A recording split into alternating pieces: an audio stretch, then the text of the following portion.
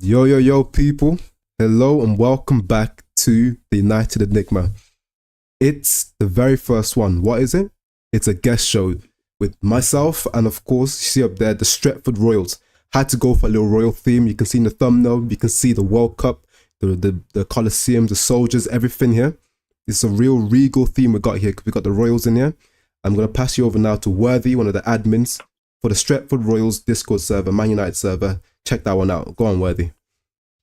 Oh, anyway, how are you, bro? How are you? What do you expect about the latest news coming out? Yeah, man. First off, I wanna speak about the takeover. Yeah, Well, all right then. Go on then, bro. Give me an idea on what you were saying about the takeover, what you've heard recently, what your thoughts are and opinions, and of course, first of all, of course, you're new to the channel, so let's start. Let's take it from the top. Are you on the side of Ratcliffe or Sheikh Jassim? Tell me. of course, I'm the side of Sheikh Jassim. Well, I've always been with Sheikh Jassim, bro. He, he wants to buy the club fully, and he will actually bring our club back to Real Madrid standards, Man City standards. So Yeah, bro. Okay, then. So, what, in your opinion, actually makes you think that he's the owner that could bring us back there instead of Sheikh Jassim? I mean, aren't they both billionaires? They're both rich in it. They're both breaded up. So why don't you think Ratcliffe is able to get us there the same way you think Sheikh could do it? I mean, Ratcliffe, he isn't as rich as Sheikh Jassim. And his funds, his proof of funds are kind of sketchy. If you look at his proof of funds, they all come from banks and that. There's one bank, I'm pretty sure it was from America. I forgot what it's called, but his funding is kind of sketchy. So I don't want that near my club. What do you say about the comments that people make referring to blood money, oil money, all those sorts of negative connotations that have been thrown at money coming from that part of the world, the UAE? Yeah. What do you say to people that have that opinion, so don't want Jassim because of where his money is coming from? There's 2 points I would say. If you're talking about morals, football's lost its morals ages ago. You can't talk about morals. You allowed Chelsea, Abramovich, and then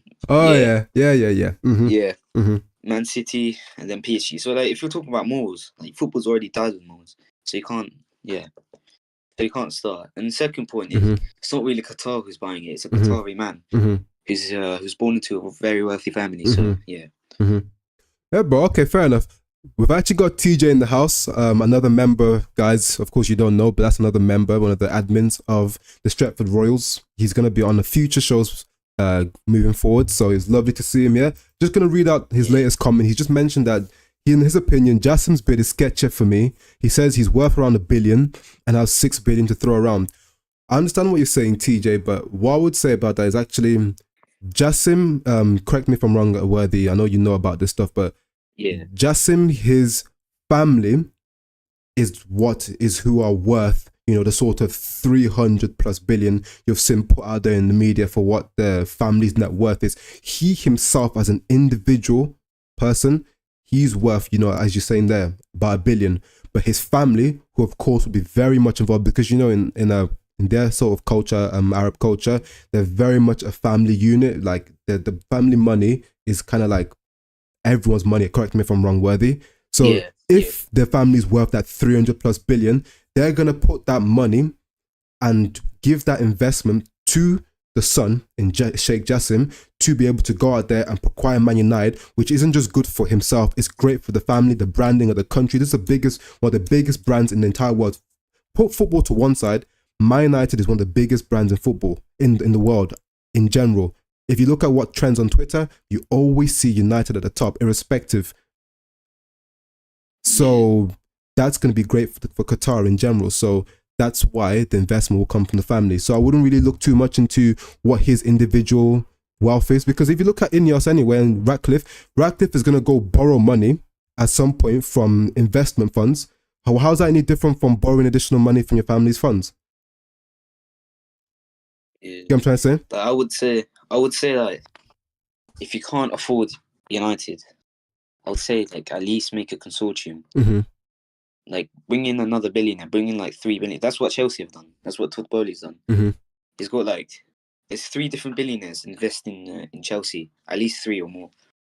So I'd say Mhm. like make a consortium, Mm-hmm. each like put 1 billion towards the club Mm-hmm. or something buying. Because if you can't afford it, at least make a group with the rich billionaires. I do actually think that Jassim may do that himself. Wait a second. Jassim himself may actually, sorry, not Jassim, Ratcliffe may actually be trying to build a consortium. You saw at times there was those reports of him seeking investment. I don't know if that would be just plain investment or if he'd form a consortium, but there were also other American investment groups that were involved in the buying process of Man United, either to potentially invest in a Ratcliffe, but I don't think it'd be like a consortium, which is what you're more referencing. That's something I prefer as well, because there was some statements about Ratcliffe literally talking about having taken out a loan to buy Manchester United from these investment funds. But then he did state that he wouldn't put the debt on Man United. But I don't want any talk of debt, any talk of that anymore. Just drop me out. I'm not interested. Yeah. Yes, you're not going to put it on the club, but some way, somehow, it's going to be repaid at some point. And I don't want to hear about no brown envelope stuff in the media. People talking about this guy was somehow, some way subsidizing some of Man United's income and then putting it towards that debt repayment when he initially said he wouldn't. I don't want to hear it. I don't want to hear in 2-3 years we're getting shagged. So please drop me out. I'm not interested. Yeah, I mean, if I'm Ratcliffe like himself, yeah, I would look at United. I would say like I'm 76 or like 77. I think he's 77 at least. Mm-hmm. Oh yeah, Like yo, yeah, we haven't got long to live. bro. I don't want to say, but maybe I shouldn't say this, but I don't know if you remember that song "Malcolm in a Box." This could be Malcolm Part 2, you know. Yeah, Bro. Yeah. Speak. Let me see this message from TJ. He says, I'm not sure if you know James Rhodes from the United Muppeteers, but he said if Jassim's bid is $5.5 billion, it would probably be accepted. I'm aware of the Muppeteers. I'm not too sure of that particular journalist himself. Muppeteers have a Discord server, so sometimes Jay Rhodes like put some posts in them. Okay. Yeah. $5.5 billion. I do believe that, just on a level of sheer pride, now that their name has been so heavily attached, the Jassim family's name has been so heavily attached to this bid, I cannot see any scenario in which they do not actually go through with it now.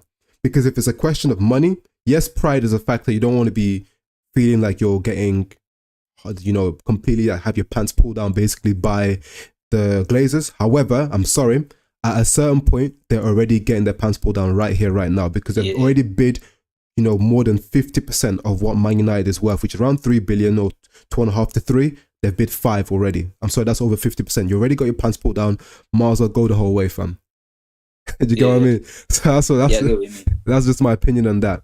But swiftly moving on, of course, we'll cover more on that particular topic when more news arises. But now the more pertinent, more pressing matters. What do you actually think about Man United starting 11?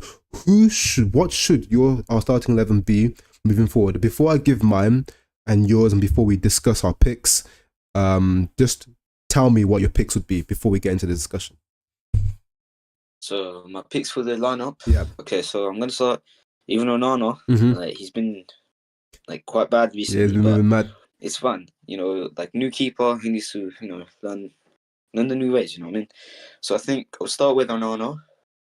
I think Wan-Bissaka is good. Yeah, his 1v1 is good, but I don't know why. But I would put Dalot in there. Yeah, that's like Dalot in there. I think Wan-Bissaka's still injured. So still injury included, because we're talking about once the international break fully finishes and we're back to playing club football, who would you want to see in that starting 11 week to week? Yeah. I would put at the other centre back. I think I would put Lindelof. Okay. Rest Varane for like a few games because he's injury prone. Oh, because I would play. Yeah. I would play Maguire like at centre back. Even though I don't like Maguire, but he's been quite solid the recent games. He's been quite solid. Yeah. And I'd put for left back either if Malassi is back, I'd put him back. But I think Reguilon is going to be back, so put Reguilon. For the midfielders, Amrabat, Casemiro, and Bruno Fernandes. And then right winger, I would put Anthony. Striker Højlund, and left wing Garnacho. Left wing Garnacho, striker Højlund. Cool. So mine would be Onana in goal. It would be right back Dalot. Centre back, I would actually I would somewhat agree with you. In that first game, I would put as a centre back Lindelof just for the first game because we've got the Champions League coming up, then Man City. So I'd rather really make sure that Varane is 100% for those games. Lind and Maguire or Evans. Fuck. I'll go Evans. I don't, Maguire, man. After those comments he made for England again, this guy thinks he's the man, So bro, hold bench after that. Left back, Reguilon. I'll go Reguilon. Casemiro, Amrabat, and Bruno Fernandes. Right wing, Anthony. Up front, of course, the man Rasmus. Left wing, Nacho Cheese. Easy. So if we actually go through, we start with the goalkeeper, Onana. Why would you play Onana over Bayindir? Well, I feel like Onana's just came in, Like he's we bought a ball playing midfielder. He's not like world class at shot stopping. Like if we want to buy a ball playing goalkeeper, we should play like from the back. But when I see United play, they don't play from the back. And I think that's something Ten Hag needs to work on. But he's in limited sources, so he can't do much. But he has to eventually put his tactics to work. On that sort of topic, if I just bring up this post that I highlighted. So on the subject of shot stopping, 2 posts on Twitter that I've seen, 2 bits of information, 2 bits of news. First one here I'm going to read out to you is from Rob Dawson from the ESPN. So he mentioned that Erik ten Hag is open to making a change in goal if Andre Onana's form doesn't improve. That's the first thing. And then the other post, if I just grab it for you here, is Manchester United are working with Andre Onana to help him better deal with errors when they come, as well as on the technical side. So help him deal with the mental side of errors, helping to deal with that, you're not having it blow your confidence. Then also help him on the technical side, including stabilizing his feet more quickly to help with shots aimed low around his body. So just like you mentioned, the shot stopping weakness, and also Ten Hag seems apparently he's open to the idea of substituting him out for Bayindir. So talk to me a bit about that. I mean, yeah, fair enough. If if Onana's form doesn't get better, he should be dropped. How many chances? Let me put this question on you personally. You as a man, yeah.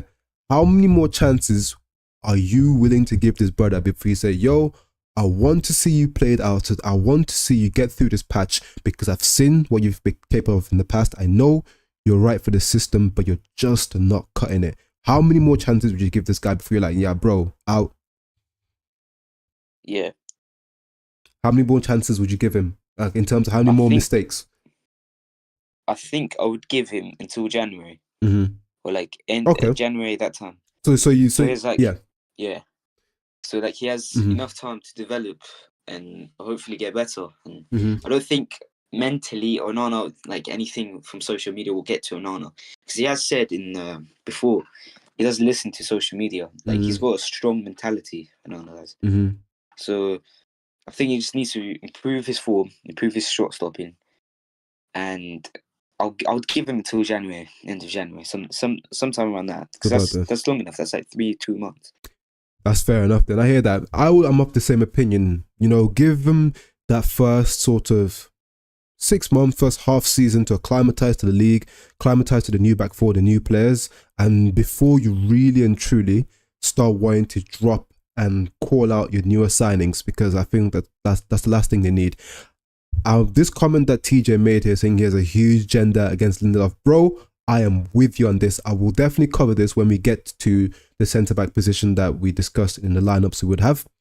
So his most recent comment, though, was, worst thing you can do to a goalkeeper is drop them when they're poor. Absolutely destroys their confidence. This is very much true.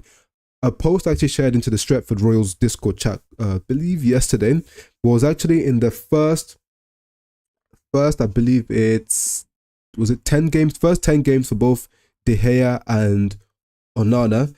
It was 17 goals conceded for Onana, and then 18 goals conceded for David De Gea. And yes, people want to talk about the age profile and all these things, but the age of a goalkeeper doesn't stop them from whether or not they have the fundamentals in shot stopping, whether or not the defense in front of them is performing to a good level. So we can see both the times when we've had new goalkeepers introduced to the club who have gone on to do good things, and in De Gea, we've struggled. We have struggled at the back. We have struggled with conceding loads of goals. The goalkeeper struggled with confidence. At the time, people were talking about get rid of De Gea, get rid of De Gea. This guy's shit. He's never going to make it. He's too flimsy. He can't come from crosses, all this stuff. Now look what happened moving forward. Yeah. Give me your opinion on that sort of thing, and based on what TJ said here as well. Personally, like for the Gea stuff, I was like, I wouldn't mind him staying, and I wouldn't mind him like leaving. So like, I wouldn't care if he stayed, and I wouldn't care if he left. But if he left, I wouldn't want Onana. I would have wanted, I remember wanting either Jan Sommer or either David Raya. Okay. Because their short stopping, like I've seen their short stopping, the reflections are good. And Onana, yeah, he's got good short stopping, but we've seen him in Ajax. Like he was okay in Ajax. He wasn't the best, but he had one good season with Inter Milan. Fair enough to him. Yeah. You know, what I would say about the Onana thing is I believe he's the kind of goalkeeper who, if you limit him, if he's got confidence in himself, confidence in the back four in front of him, and you guys are really controlling the ball and maintaining possession as you should and limiting the amount of chances he's being faced, I think he'll look great. He'll pop the ball about. I've already seen, as much as some of his shot stopping has been poor, he does claim crosses really well, comes out to punch really well. I have noticed that he's superior to De Gea in that aspect. So that's what I would like. And obviously his kicking is really good. But what I would say though is the fact that if he's continuing to have these levels of shots leveled at him on low confidence, he's never, ever, ever going to be able to make it work and make the saves. Because David De Gea, he was a freak at the end of the day in terms of shot stopping when he's out here saving 17 or 18 shots versus Arsenal, and the same thing versus Tottenham. Like, that's insane. That's not normal. So at the end of the day, when you've got a goalkeeper they know isn't his strongest point isn't his shot stopping, what do? You limit that one or two ways, either by parking the bus, playing a deeper line. That's more of the Inter Milan style. They play the deeper line in front of him. Or you go on the other side. You keep more of the ball, go more on the front foot. That's another way. So you control the game in those two ways, defensively or offensively. We're doing neither of them. So he's getting cooked. That's what's been happening. So I'm still willing to give him time. I saw enough from him at Inter Milan. So I'm happy to see where that goes. But of course, like we've said, bro, if it continues into the new year and beyond, going into the potentially, if we get through the Champions League, which we'll talk about, knockout stages, if you're still doing that shit, then bro, I can't lie. Man like Alte, you better start playing games, man. I did, yeah. I did watch Bayende play. Like, I remember watching him play. Like, when I first watched him play, it was ages ago. I just saw on the TV Fenerbahce were playing, so I just watched the game. And I thought the keeper, he was amazing. Like, he was actually good. He made, like, really good saves. His passes were, like, really good. And I think Bayende needs a chance. Like, Ten Hag should have put him in the Carabao Cups or, like, the FA Cups, giving him a chance, because I think he is solid. Like, Bayende, yeah. Yeah, you could definitely argue that he should have been given an opportunity, at least, just a run out like Romero used to back in the day for us. Carabao Cup, early rounds of the FA Cup. That's what your experienced backup goalkeepers there for. But I would say that potentially Ten Hag was playing him in that game because we're still trying to get used to a new system, trying to build his confidence up. I feel like that's why he played. But then again, we've seen with Ten Hag even last year that he very much wants to play his favourites and his best 11 as frequently as possible, because even in the Carabao Cup, we're playing our best team right the way through, whether we're playing League One, League Two, Premiership opposition, we're just playing our best players. So I wouldn't be surprised if Bayende is going to have splinters on his ass sitting on the bench, man. I can't lie. Yeah. So next person, of course, we're going to talk about, before we even go on to Dalot, because I think Dalot's an easy one to discuss because there's no other option at right back. So not even much to talk about with Dalot. We'll talk about Dalot afterwards, but I want to actually go on to Lindelof and really highlight this comment again that TJ brought up, saying that he's got a huge agenda against Lindelof. Give me your opinion actually on Lindelof. We both put him into our starting 11s that we want to see post international break. What's your opinion on Linda? I think, like, personally, Lindelof is so underrated. Mm-hmm. Like, it's criminal how underrated he is. He's actually, like, he's so underrated. Like, the years we've seen him play with Maguire, it's because he played with Maguire. Like, the 2021 season, like, he was bad because he was playing next to a bad centre back. Obviously, you're gonna have, like, you've seen it with Lika. First game with Brentford, yeah, true. That's a fair point. Yeah, I think Lindelof, like, he should. If I was him, I wouldn't stay at United because he's so underrated. I would go to Inter Milan where I could play, or go to AC Milan, or go somewhere I would actually play. But other than that, I think he's underrated as hell. You know what? What I would say about Lindelof, to agree with you to an extent, is he is capable of putting in a good performance. We've seen it before, and we'll likely see it again. We have seen him next to Varane at times, next to Licha, the better centre-backs, the good centre-backs we have. We've seen him play really well. But what I would say about Lindelof is he is the kind of person that you can't actually take your hat, put it on him, take your hat off and put it on him and say, yo, bro, go out there and play 10, 15, 20 great games for us back to back to back. Is he capable of doing that? I don't think he is. He will get done out when it really matters. We saw against Crystal Palace, 1v1 in the corner against Mateta. Mateta absolutely bodies this guy. Bodies him. Then just takes the ball past him like he's not there. We saw earlier on, yes, he was playing next to Maguire this time, but I'm sorry, but when you have an individual battle, that's no longer your centre-back's partner's fault. 1v1 versus, I think it was Jordan Ayew. Guy's probably about, 5'8", 5'9", 5'7", maybe 5'8", 5'9", around that height. Lindelof's about 6'1", 6'2". Got out-jumped and out-muscled versus Crystal Palace in that game. Guy just runs through on goal and then goes and scores. Yeah. So these are the sort of things I'm talking about, and also little things like he is massively, massively overrated in terms of his passing out the back. I think the thing about Lindelof, and I've said it before in my streams, he looks very, very aesthetic playing football. He's got the hair, he's got the little mustache, he's got the tattoos, he's got that Zara model appeal. You get what I mean? He looks good playing football, but the issue is he looks good doing niche. The thing about him is I saw the heat map of his passes during the what game was it? I think it was Crystal Palace when we had loads of the ball. Almost all of his passes, Varane, Amrabat, Varane, Amrabat, Varane, Amrabat, left, right, sideways, and backwards the whole time.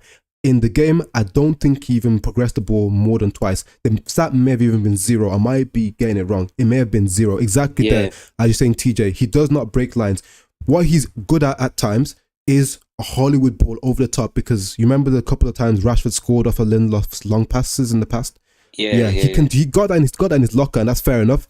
But the kind because he was like in Benfica, he was taught. He was in Benfica when he was at Benfica. He was. They taught him how to be a defensive midfielder. Yeah, exactly. And then they developed it. Exactly. So that's again more of a DM in that sense that he can switch play well. But that's what defensive midfield normally does. Overload the ball on one side, switch play, and he's good at that. But the issue is he doesn't know how to actually fizz the ball from back to front, break those lines, split defenders. He can't do that. He just side. He's man just teasing. No penetration, man just teasing.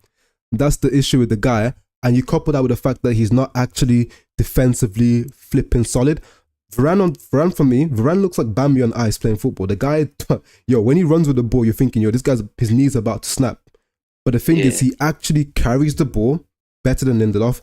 He distributes it left and right quicker, 1 touch, 2 touch, real quick. Doesn't waste time on the ball, and he does know how to switch as well. Varane actually is better on the ball. He just looks crap on the ball. Yeah, that's the issue I've got with Lindelof. And as TJ's saying here, he's saying, in his opinion, that underrated is a horror take. He says, he goes, he's been pretty shocking this season for me. And if I was Lindelof, I would stay at United because no one else would play the donkey. Oh no, okay, yeah, that's funny. Me and TJ are literally the opposite. Bro, that's why it'd be great to have this guy on the channel, man. Man said Lindelof never breaks through the lines. This man says Stoke should take him. Then that's the football they play. Yo, this guy's going in, you know. But he hates Lindelof. Nah, if you don't know about me and TJ, yeah, we're literally the opposite of each other. Right, this guy hates Lindelof, man. Yeah, it's peak. Yeah. Anyway, so the person we spoke about, so finished cooking this guy. First, we spoke about who's going to be partnering him. Maguire. You went Maguire, I went Evans. So quickly, why would you again have chosen Maguire? Why specifically? What have you seen from him makes you want to pick him? To be honest, I completely forgot about Evans. Mm-hmm. To be honest. Oh, okay. I didn't know Evans was. If I knew, like, I forgot about Evans. But if I had like a memory of Evans, I would pick Evans instead of Maguire. Oh, fair enough then. So Evans, and why would you go Evans? Evans, his weak foot. Do you know he's right-footed? Mm-hmm. Evans, it's mad, isn't it? It's mad. I'm actually so shocked with his weak foot. You'd almost think that he was weak, that he was left-footed. I at some point I was a bit, confused. I can't lie. Yeah. Mm-hmm. Like, I was confused if this guy was left-footed or right-footed. He would like do anything. Mm-hmm. So, of course, you've mentioned how good he is at playing, but defensively, do you reckon he's better Maguire, less prone to mistakes, or what would you say about that? See, when Evans played, he's been solid recently. Mm-hmm. He's actually been solid. Mm-hmm. Like, he's not the fastest thing ever. He's probably like, to be honest. Yeah, probably is. But like, yeah, Evans. Like, I think Evans proves he don't need like a fast to be centre back. Mm-hmm. Mm-hmm. But he's quite old and he's gonna get slower and slower. Mm-hmm. Yeah, which is a problem. Right, that is facts. So obviously now on the left-hand side, there's Reguilon and there's also Malacia's options. You mentioned that you would actually go Malacia if he's back fit, which I believe he should be. Mm-hmm. I went Reguilon. Why would you go Malacia? Why would you go Malacia over Reguilon? I think Malacia's defending is way better than Reguilon's. Mm-hmm. Like, Reguilon is decent, but Malacia is just levels in defending. I think Reguilon is better than in attacking. Yep. And Malacia is better in defending. So mm-hmm. I would rather go defend. Mm-hmm. Just to play devil's advocate then, why now we've been struggling? I mean, you could argue. You got out, bro. Shit, my bad. So I was saying you could argue that, well, one of our main issues has been scoring goals this season.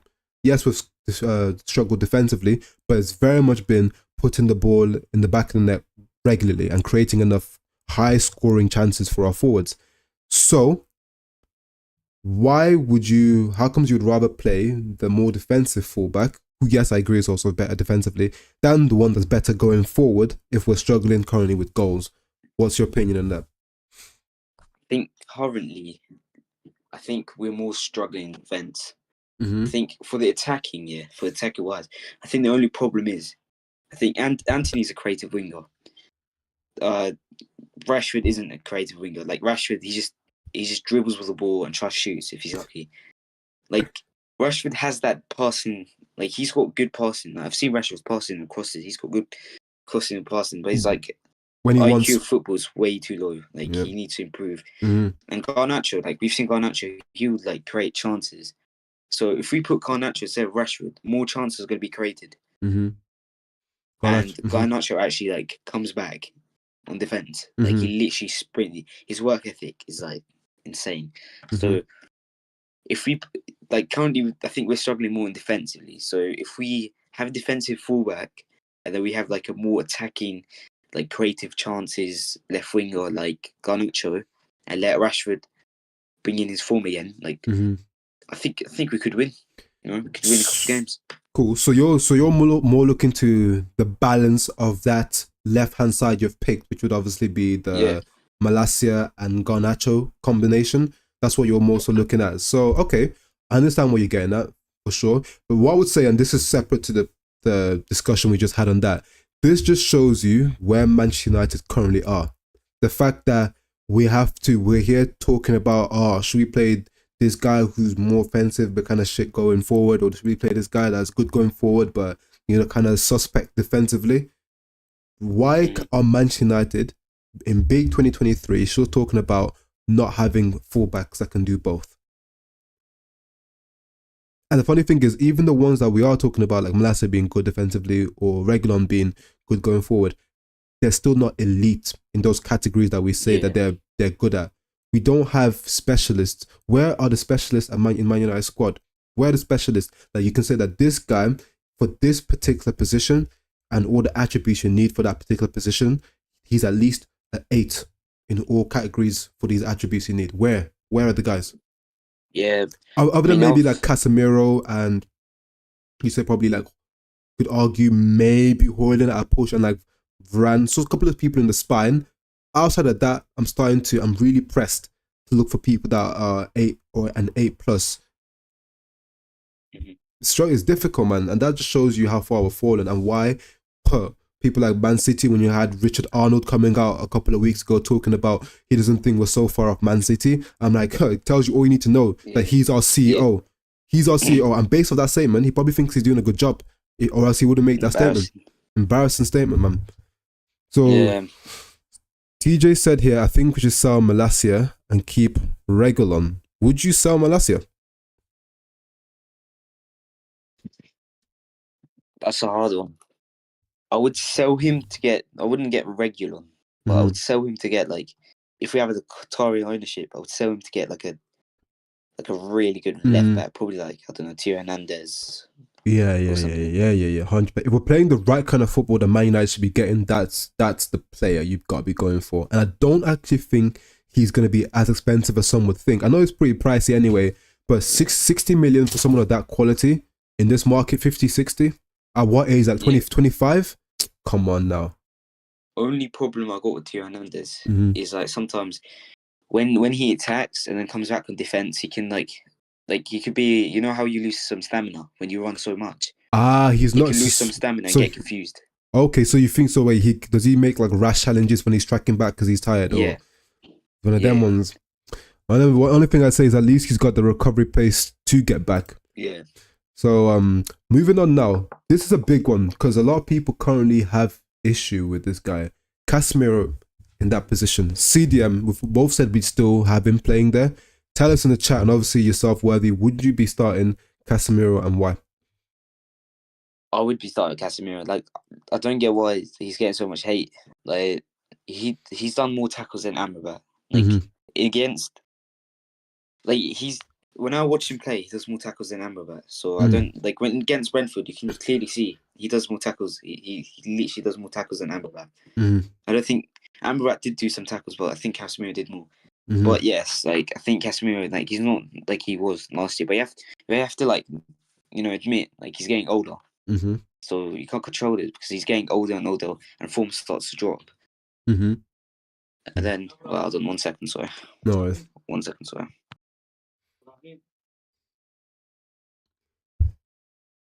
I think this guy's mom just called him. Anyway, or dad just called him. So yeah, of course, I hear what he's saying. Casemiro's been shocking for me. Amrabat much better. Ship Casemiro off to Saudi. Yo, man, like TJ, cooking. TJ cooking, You know what? Casemiro has definitely been poor. I'm a Casemiro fan. He's my favorite player at the club. I very much liked his performances last season. But yeah, Casemiro, he's not been anywhere near the level at times this season. I was just going over this comment from Casemiro. From TJ. Yeah, he goes. He'd actually. Sorry, bro. But I'm actually, like, really, really sorry, man. But I need to like go right now. Oh, okay. I'm actually really sorry, man. Okay. I didn't expect it to be like this early. So okay. Sorry, I'm actually sorry. Nah, no worries, man. Safe for coming on. We'll have another stream like this, maybe this weekend, to be honest. Yeah, I wouldn't mind a weekend of takeover news or something like Calm that. down. Transfer. Calm down, man. Alright, cheers, bro. Cheers. See ya, bro. Safe. Have a good day. Safe. Alright, so people, I'm just gonna continue and finish off for you guys quickly. So, of course, mention Casemiro. I would still be happy with having Casemiro in the squad for now. However, I do appreciate what TJ is saying because he hasn't been at his best. And in the day, when you're at a club like Man United, if you are not performing to the level that you're meant to be performing at, you deserve to be dropped. It's very simple. It is very simple. So, yeah. So obviously, we talk about the other people in the lineup. Amrabat. What do you guys actually think about Amrabat's performances so far? Because personally, I have not actually seen a lot from him that makes me think, yo, this guy is someone I want to be starting for us week in, week out. Should he be signed permanently? Yes, it's only been a couple of games, but I feel like I'm someone that's got a good understanding of football. I tend to be able to quickly pick up on how good someone is pretty quickly. I feel like he is a good player, but I really, really struggle to think whether he's an elite player. I do need to see more in that CDM position, get more touches on the ball, see how he circulates the ball, how he switches, his technique in distributing play, how well he moves the ball through the lines. I want to see how good he is in the duels as well. More. I just need to see more from him. Do I think he could be good for us? But I do think he maybe end up being a very good signing for us, but I just need to see more. TJ. He's been good for me apart from him trying to constantly swipe. Bro, I don't know what this guy's been doing. Every time he goes down, man's trying to handball it. I don't know. You probably saw that interview when he mentioned after the Crystal Palace game when we won 3-0. He said that he just wants to play for the club. He wants to be here. If the manager wants him to play anywhere, even in goalkeeper, he'll happily play in goalkeeper. After he made that comment, the guy's been trying to handball it every match since. I think he took the goalkeeper comment a bit too far. He needs to calm down still. But yeah, Amrabat, I'm happy with the signing overall. I just need to see more. Bruno on the other side. This is another contentious one. Would you guys currently be starting Bruno Fernandes? Just adjust the camera. Would you guys currently be starting Bruno Fernandes? Because I know a lot of people take issue with Bruno at the moment. For me, Bruno has been very, very poor, particularly since the Galatasaray game. Before the Galatasaray game, people were already talking about Bruno shouldn't be playing, he shouldn't be starting. Why is he in the starting 11 currently? But after that Galatasaray game, he's just been so poor. Beforehand, I gave him a pass. I thought, no, drop Rashford, but I think Bruno can still stay in. But now, since that Galatasaray game, I want him personally. I would have him out of the squad. Not out of the squad, sorry, just out of the starting 11. Because we've still got the likes of Eriksen. Yes, Eriksen doesn't have the legs, but you play Casemiro and Amrabat as a double pivot, defensive security, can move the ball through the lines. That's a pair of players that I think synergize with each other quite well. Allow Eriksen, who doesn't have the legs, just to pick up the ball in the half spaces and thread through balls to Højlund, Rashford or Garnacho, and then Anthony on the other side. Why? Does Bruno have to start? I'm sorry, but we've got Casemiro and we've got Varane. These are experienced championship generational players that we've got in the squad. They should be able to captain the side. Bruno doesn't have to be captain. I'm sorry. He's not Roy Keane. He's not Paul Scholes. He's not prime Ronaldo. He's not undroppable. He's not that good, especially on current form. Next person I would have in the starting lineup back in there is Anthony on the right-hand side. Now, is Anthony the solution to the problems we've had at this club? Is he the solution to our woes going forward and attacking? Absolutely not. But is he an upgrade on playing Bruno out there, Mount out there, Pellistri out there? Yes. Because Pellistri, I said it before, I said it again, I haven't seen enough from that guy to prove why Man United fans were sucking this guy off and wanted him as part of this squad so badly. I've been saying the guy's not good enough. He may become good enough, but right here, right now, he is not good enough. Bruno, why Ten Hag decides to play this guy there time and time again, I'll never understand why he's still being played on the right-hand side. At the moment, with his poor form, he can barely play in the number 10. Why are you putting him on the right-hand side? We saw it when we got slapped 7-0 by Liverpool, him on the right-hand side. Saw it versus Man City as well. Getting slapped up with him there consistently. Galatasaray, I believe he was out there as well. Again, we lost. Stop playing Bruno there. He doesn't create anything out there. If he's not going to be played in the 10 or number 8 position, off the pitch. Simple. You don't shoehorn him in, and then when he performs badly, you come out and maybe start making negative comments about the player. Højlund, he has to start, doesn't even need much of an introduction. He's proven that he's got qualities inside and outside of the box, unlike a certain blonde Norwegian at Man City who's only got qualities in the box. We don't talk about that. Left-hand side, I would go personally Garnacho over Rashford. Why? Rashford isn't in the right state of mind currently, and he is going to cost us more than help us if he continues to be played through this poor form. He doesn't strike me as the kind of guy that you can play through poor form and will eventually improve, get better. He strikes me as the kind of guy that it's only a downhill slope. The worse and worse things get, the worse he gets. Because look at the year he had his worst ever season, only scored, a handful of goals the whole year. There was talks of him going to Barcelona or PSG in the summer. This was the year before last. Playing him did nothing for him. He got worse and worse and worse and worse. So the fan base was nearly turning against him, and most people wanted him out of the club. So you do not play Marcus Rashford through bad form. You take him out. Time to rest, time to relax, time off the bench. Maybe come off the bench versus tired legs, score a goal, get your confidence back. Because it's not working right now. Ten Hag needs to make changes. For those people in the chat, now we've discussed the lineup I'd like to see after the international break. We do have the likes of Kobe Mainu, Amad Diallo, Malacia returning to the squad post the international break. So we've really got some young, bright options that can be thrown in there. Some good competition for Anthony. We can finally see what Amad Diallo is capable of in this more attacking system. Whether the system is good enough, we can finally see what his inclusion in there was like. Give Anthony some competition. Malacia, a proper left back, is back, finally. Along with Reguilon, will be back from his short-term injury. We've got Kobe Mainu, who's meant to be the understudy to Casemiro and who's lauded as this by Ten Hag. We're finally going to see him back. But the thing I want to talk about now, for anyone who's in the chat still, is Ten Hag. Would you currently have Ten Hag in or Ten Hag out?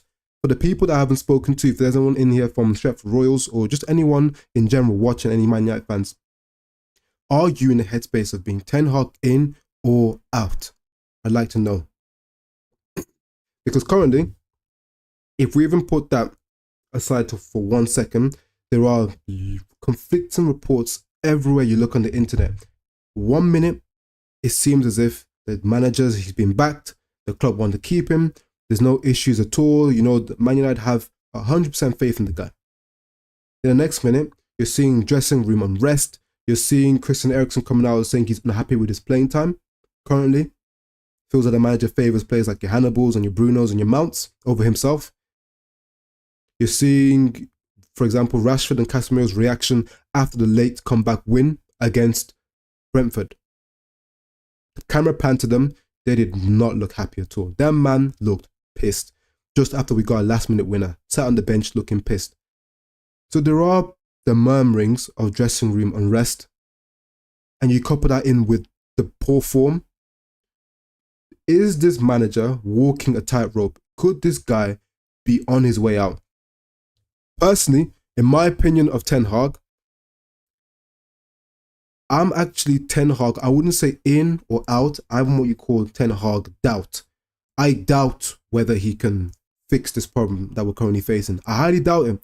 And the reason why I doubt it is because when in the past you've seen Man United managers get into the situation where they're on the edge, they're standing on that cliff, and on the bottom of that cliff is the sack.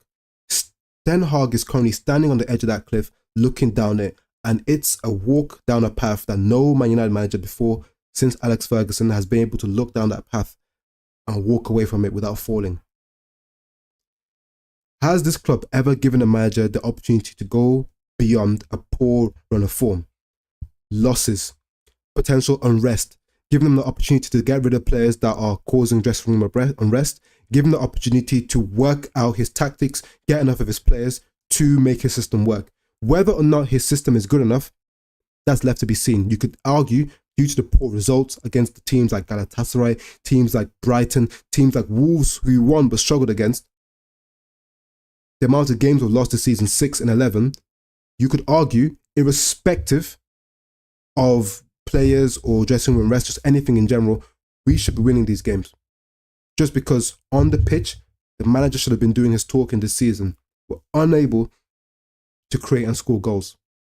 We're unable to defend and hold leads. We crumble within 2 to 5 minutes after scoring a goal.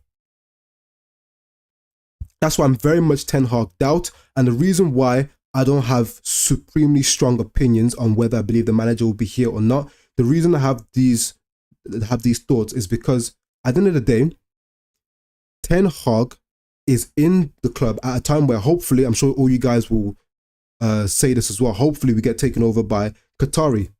The Qataris take us over. That means when ownership changeovers normally happen, they also come with a manager being taken out. Look what happened at Chelsea. Look what happened at Newcastle. When a big takeover happens, they tend to get in their own manager, someone who they've already identified before coming in to be the face of their project moving forward. Do you think if the Qataris come in and Ten Hag is still unable to get these results, you got high-profile players like Casemiro and Bruno having an issue, for example, or Rashford having an issue, that are just going to get rid of the manager? They're likely to maybe even get rid of him anyway. So right now, I'm very calm. If though I find out we go into the new year, the Qataris haven't taken over, or sadly, but maybe even Ratcliffe hasn't taken over, and it's still the Glazers with Ten Hag, I'd say then at that point, if we're not going to get new owners, we have to solely look at the manager, because he's the only person that can be changed. He's the only change that can happen at the club, and he has to go if things continue. I'm calm about the situation with Ten Hag because I'm just praying and hoping that Qatar come in within the next couple of months. Once come in the next couple of months, that will allow us to then get rid of this manager, or we keep him if the form picks up, help him in the January transfer window, go out there and get the good signings. You guys in the chat, for example, yourself, Ibrahim, who asked me the question, what do I think of Ten Hag? What do you guys personally think of Ten Hag? I need to know more about what the Man United fans currently think. Are most of you Ten Hag in or out at the moment? I don't know if I see this pushing through, but I can only hope. The next thing I wanted to talk about was the Champions League. Do you guys personally think that we will actually get out of our current Champions League group? What's your opinions? Do you think we'll actually make it out of the Champions League group? Because I said it after we lost that Galatasaray game. I said it. Will this Man United squad, who in this chat believes Man United are capable of beating Galatasaray away in the cauldron, one of the most difficult countries to play an away Champions League fixture in, Turkey. Even the best of teams struggle away in Turkey. Even Man United in our prime struggled away in Turkey. You got these guys here who struggle at St. James's Park. It's a good stadium. It's a very loud, fiery stadium. It's nothing like Turkey and Galatasaray.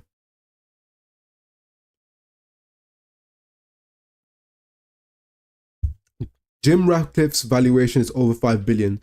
So is Jassim's. What benefit is it to stay when they get the same money now? Jim Ratcliffe's valuation is over 5 billion. So is Jassim. What benefit is to stay when they get the same money now? The benefit for them to stay is because the Glazers are of the opinion that apparently Manchester United will be worth around about 10 billion according to them in the next sort of 5-10 years. So they're thinking that if they hold on to the club a bit longer, instead of selling the club, they just get investment from an outside source, get the investment, they're able to fix the stadium, upgrade the training facilities, and just modernize and revolutionize parts of Old Trafford. They're able to do all this with some investment. Then moving forward, if results pick up on the pitch, and obviously Man United grows in terms of on the pitch and they grow in terms of their media influence, they'd be able to then sell on for a profit even greater of 10 billion in the future. That's why there's a benefit for them, in their opinion, of staying now. But the issue for these idiots and these charlatans, fam, the issue that they're having is if Manchester United's results don't pick up and we don't start and continue winning, at some point, I'm sorry, but at some point we will dwindle and fade away into obscurity. We will become small, well, not small, but we will lose the name we have. As generations go on, the past gets remembered less and less. Our kids and their kids, if Man United aren't doing well 20, 30, 40 years from now, we're still not going to be the same club. We're not going to be the same club, which means that eventually we will lose we will lose influence and power in the world of football, and we won't be valued as highly, which is why these idiots, if they actually want to get the kind of money they're looking for out of Manchester United, they need to continue to invest and make us good on the pitch, because success on the pitch is what brings you that long-term growth as a fan base. That's how we did it in the past. That's how Madrid did it. That's how Barca did it. And currently, they don't seem like they care about growing this club on the pitch. They only care about the commercial shit. That's why we just signed a deal, the biggest deal in football history for shirt sponsors. The biggest deal in history for shirt sponsor. That's why we just signed Man United. Somehow, even though we haven't won the Champions League, haven't won the Premier League in how long? Yeah, we just signed that deal. That's what makes them think they can, in a few years, get that kind of money, 10 billion from selling the club, rather than selling it now for about 5 billion. Zayn says here, I disagree that 1.5 billion from Jim is going to go into their pockets. Why would they put their money back in when they never have? And why would they if they'll leave in 3 years? Exactly. That's why, rather than just putting money into their own out of their own pockets to refurbish the stadium and modernize it, they're instead going to go out and get investment from a Jim Ratcliffe, from an investment fund. Go and get that investment, and then just go and then use that money to modernize the stadium, fix Carrington. They're not interested at all in ever putting money out of their pocket and fixing Manchester United. They've never done it before, so why are they going to start now? Why would they start now? They won't. They definitely won't put the money from Jim Ratcliffe into their pocket, because they'll use it. They'll never use their own money. They'll use whatever money they're given to fix the problems of Manchester United.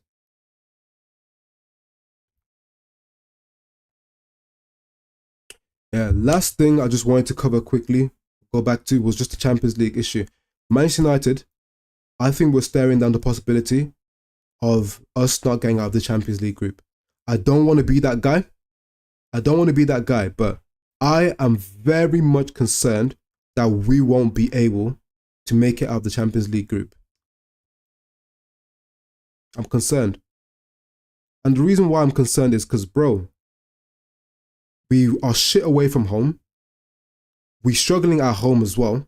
But even if we just, put the home form to one side, we've already lost away at Bayern Munich. What's to say we don't go and only pick up a draw at Copenhagen? Galatasaray away, I've already marked that in my mind as a loss. In my opinion, I already think I'm going to lose. In my match prediction, I'll probably be shameless and predict a win. But in my mind, instead of my heart, I'm thinking we're going to lose against Galatasaray away, because we are so bad away from home and that ground is so hard to win. Move beyond that now. At home, when Bayern Munich come to Old Trafford, yes, Bayern are struggling. They're not the same Bayern of the past. They're not as good as they used to be. But do you guys in the chat truly think Manchester United can beat Bayern Munich, home or away, even a weakened Bayern Munich side? Who actually thinks in the chat here we're going to beat Bayern Munich when they come to Old Trafford? Then if you add that to the fact that I think we're going to lose away at Galatasaray, we may struggle away at Copenhagen due to our bad away form,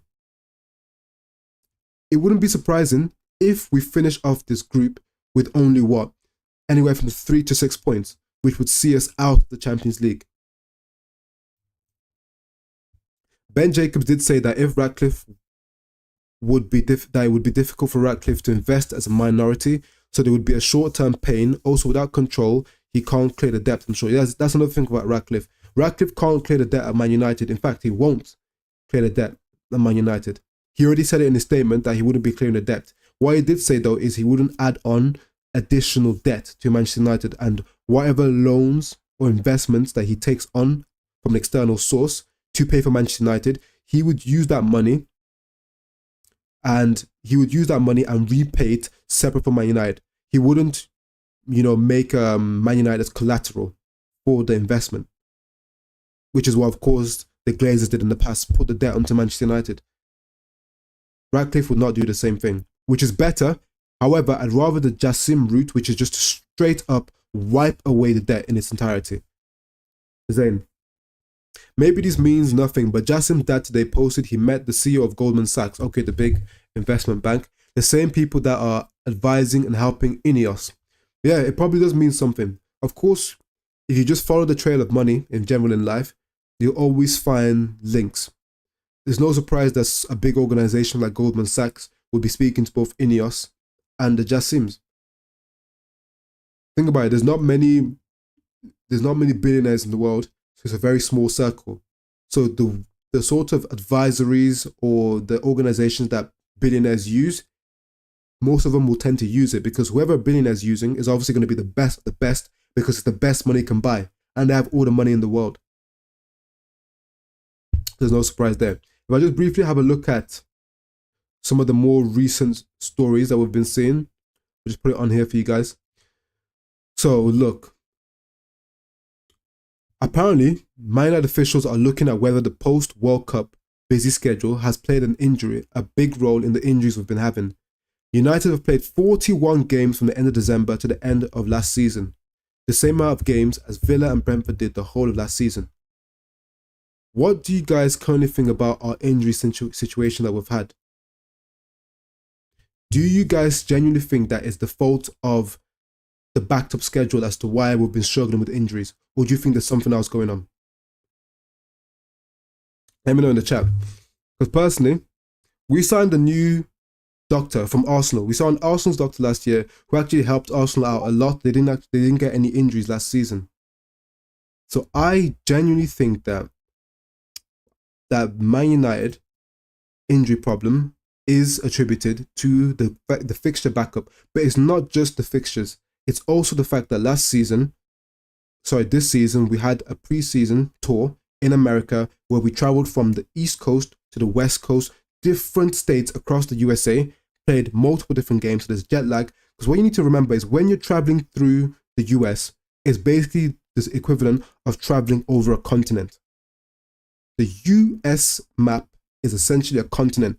You're going in between countries that are like continents. So we traveled so far during that preseason tour, doing game after game, training session after training session with jet lag and all, like, if you know about the biology behind flying in a plane, you know that there's increased chance of blood clots and stuff like that because circulation of blood isn't the same. And of course, your blood circulation is very important to the maintenance of your muscles. So you take these guys all over on tour. You have the amount of games they played from the World Cup to the end of last season, take them on a tour all across USA, and you expect them to not get injured. I'm sorry, if you think about it logically, I believe the only impact injury we had was Kobe Mainoo's after the tackle he got from the little crunching tackle from, I think it was Casemiro and maybe Chomeni, that sort of sandwiched him. Other than that, everything else has just been a muscular injury. There's been no impact injuries. And muscular injuries typically arise from what? Fatigue. Overplayed players. Which is why we're in this situation now that we are suffering. It's no surprise that the people that didn't play as many games or rotated more last season, like an Eriksen, haven't picked up these same muscular injuries, like Casemiro, who had some suspensions last season. But the guys who were playing game in, game out, are injured. Gary O'Driscoll. Yeah, I recognize his name, TJ. Gary O'Driscoll. So TJ, now that you're back, I actually wanted to ask you, what is your current opinion on Ten Hag? Before we end, I want to have an idea. Also, you, Zayn, give me an idea of what your opinion on Ten Hag is. So Zayn said again here, the clubs are to blame, to be honest. The facilities are overplaying players when they're not ready. Lisandro and exactly. That's why I'd agree with you. Yes, the World Cup was a factor, the number of games, and that's something not controlled by Manchester United or the clubs or the governing bodies like the FA. That's something dictated to by the sort of football governing bodies that run the European competitions and the domestic competitions. But what can be controlled by the club is going on tour all over the United States, rather than just maybe in one country in a certain area, so you're not playing, so you're not traveling as much. There's the factor of, like you say there, playing people when they're not fully fit. Lisandro was not fully fit. The guy was taking painkillers. Man was taking painkillers and being forced to play games. Make it make sense. Why did you sign Johnny Evans? Yes, he may not be good enough. Yes, but he's experienced enough to at least slot in. Why would you play an injured Lisandro, make him look bad? Everyone knew about how great Licha was last year. The guy was arguably our player of the season last year. Yet you decide to play him when he's injured in games, sometimes against weakened teams, and then he ends up aggravating the injury. He looks bad, ruining his form and his reputation, aggravates the injury. Now he has to go for surgery again. But you decide to keep Evans. You didn't get rid of Maguire. Why are they here then? Why are you playing and getting Licha injured? 3 months the guy's gone now. 3 months again, metatarsal. And that is an injury, based on doctor's reports that I've read, that is the type that athletes may not get over. Is a type of injury that may be a recurring one. And irrespective of it recurring, they may never get back to the same level they were before. So put injury issues to one side. He may just not ever be the Licha of last year again. TJ Moran, he said, I'm fully back in Ten Hag, manager before player, and I wouldn't let him go until he's at least had a new season under the new owners. Cool. I wholeheartedly agree with what you just said. I agree with what you said. Honestly, if we're going to get rid of him, I would like to see him at least have, if we're going to get rid of him now or whenever, I believe we should get rid of him now before the new owners come in, if we're going to get rid of him. However, if the new owners are going to come in, it will be before the turn of the new year. I believe give him an opportunity with new serious owners who are going to give him control, going to give him the backing he needs, the transfer window, the opportunity to make decisions. Give him all of that into a new season with the new managers and see what happens. Because what I want is a situation where we've got new people in, new owners running the club now. New owners, director of football, all of this structure in place now. Once you have that at a club, who do you look at next? Manager and players. When was the last time Man United fans were able to just say, I 100% know the reason why we're shit is because of you, and the manager? We haven't. Why? Because the Glazers are here. So there's always the easy cop-out excuse, which is not an excuse, but an easy cop-out. The Glazers, they should have done this, they should have done that, they should have done this. If we get rid of them, man, and get the Qataris in, all of a sudden I'm like, yo, manager's cold, the owners are cold, the director of football's cold, he's experienced, he knows what he's doing, the manager's shit, and if I know the players are shit, get rid. Because you know the owners are in place, there's no more excuses. What I want is a situation where Man United are in a position that there's no more excuses for anyone. The players play poorly, you're gone. The manager's underperforming, you're gone. And we know you're the problem because we know the owners are the problem. Zayn says here, hi Ahmad, by the way. Zayn says here, I think he could get himself sacked if he's not careful. Crap football, falling out with players, affecting the squad morale isn't good. I wouldn't say you're wrong, bro. Fair fortunate. TJ, you little rat. But this guy's coming for you, TJ. You better settle this. Zayn, I just don't get why he doesn't have a style of play. Ange instantly implemented his and is losing and has lost his star players while in Harry Kane, yeah? And is playing his best player's son out of his position up front. Yeah. That is a fair point. Ange Postecoglou, he's already implemented a clear, defined style of football, and the best part is you could argue that he very much plays the style of football game in, game out, irrespective of the competition.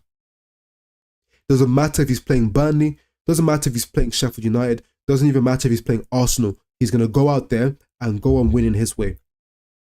I would argue that at the end of the day, as a Man United fan, I don't mind a little bit of tactical flexibility.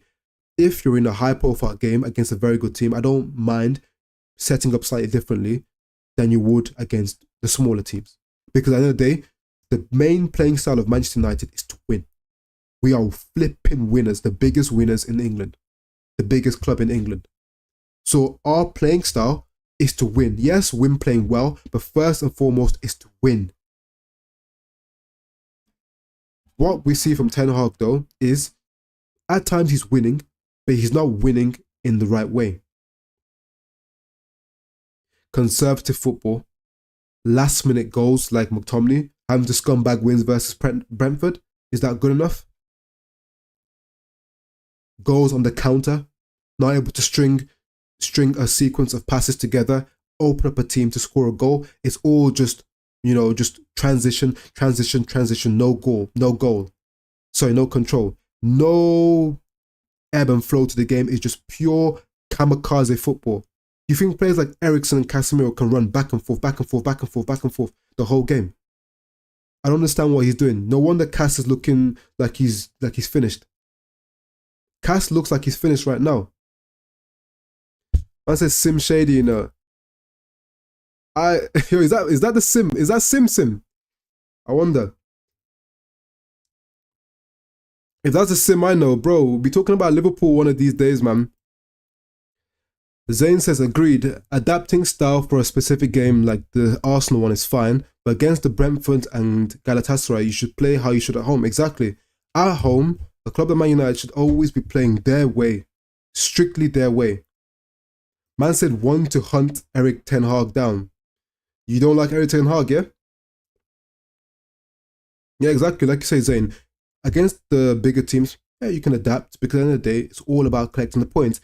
If you can take the points off your rivals, it's that. Hey, man, like Sim, it's been too long, bro. It's been too long still.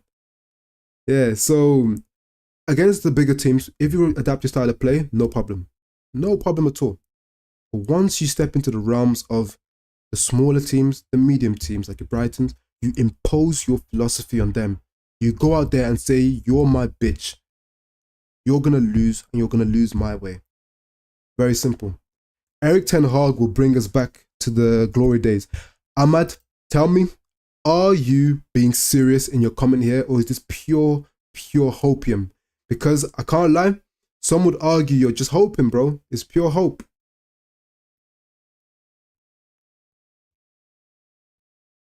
If we just go through one last thing with you guys before I have to cut quickly.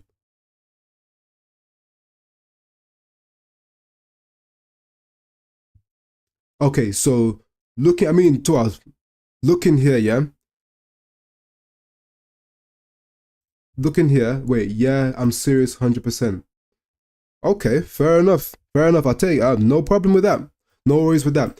Quickly before we finish now. Yeah, where's Worthy at? Worthy had to cut off, bro. His mom, well, I think his parents needed him or something, but he had to cut off. But he'll probably be on again this weekend.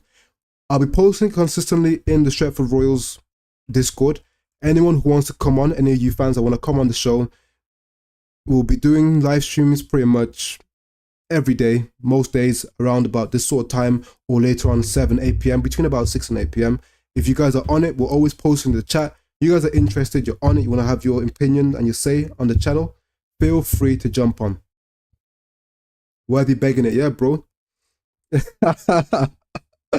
Nah, but on a serious note though, that's been the stream for today. Worthy had to jump off quick time, but you guys make sure you're jumping in that Discord and let me know if you want to jump on, because we'll be doing more streams, and of course we'll be also doing match reactions after the games. So when the games happen, if we lose or if we win, and you even want to cry on stream or just tell me what went well or what went bad, come on and we'll have the chat, we'll have the talk. Worthy's mom saw Enigma and wouldn't leave him alone. Man said, well, Worthy's mom was feeling my thing. Fair enough, man. No worries, man. Love you, man. Love. Gonna have a video at 8 p.m. dropping, reacting to Dennis Bergkamp. Yes, he's a man, he's an Arsenal player. He's an Arsenal player, of course, but we'll be covering football legends and also be covering Man United legends. Next week, I'll be putting out a poll for next week of the Man United player that we'll be covering. Tell me in the Discord and also on YouTube who you want to see in the next reaction video, Man United legends. That's been the stream.